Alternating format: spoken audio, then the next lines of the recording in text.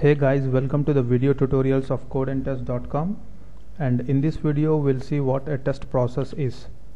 Okay, so process which defines procedures and activities to successfully complete a testing project is called a test process.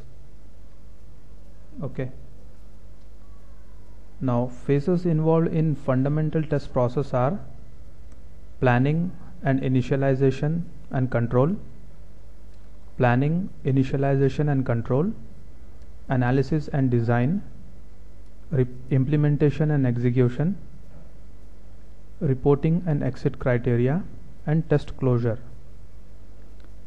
Okay, we'll see this one by one. First, planning, initialization and control.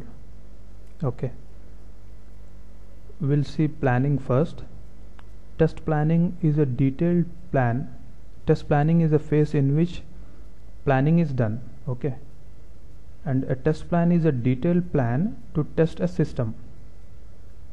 It is the activity of verifying the mission, defining the objectives of testing. Okay, a good test plan should have what should be tested, how it should be tested, and when it should be tested.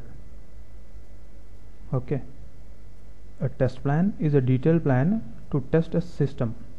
Okay, in order to successfully complete a testing project. All right, now initialization. Initialization is starting the testing project. A high level test plan and or a test strategy is created. Since many activities will be carried out during testing, these test plans and test strategies are needed. Okay, now test control. Test control is an ongoing activity in which the actual progress is compared against the planned progress. Alright, it involves taking actions necessary to meet the mission and objectives of testing. Quality control activities like meetings, reviews, auditing, and evaluation fall under this test control. Alright, so that was about planning, initialization and control. And the next thing is analysis and design. Analysis is identifying the important business processes and setting priorities. Okay, in these, test scenarios, test cases are given priority depending on the importance.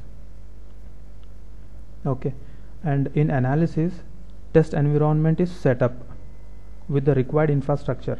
Okay, and the data requirements are also identified in this phase. Okay, next thing is design or designing.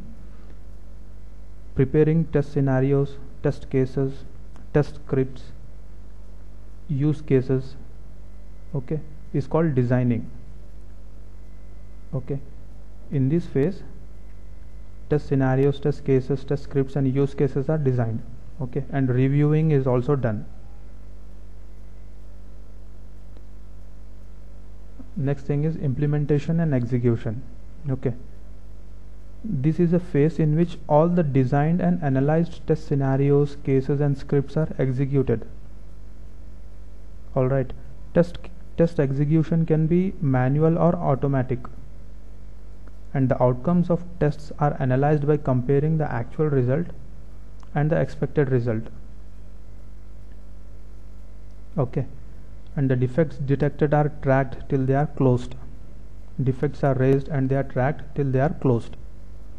Okay,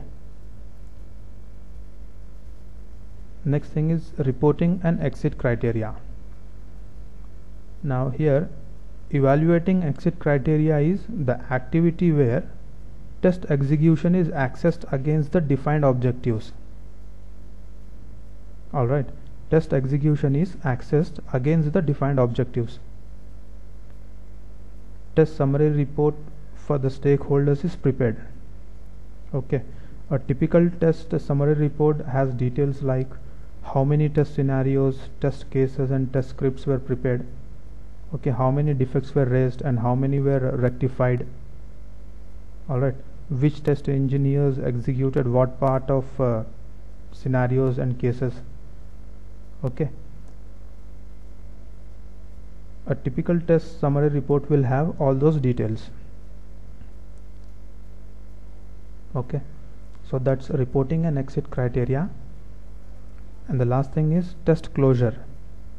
In this phase, information is collected from the completed test activities, like when was testing started, when was it completed, okay, when was a software released, and what was the response of what was the feedback given by the testing team.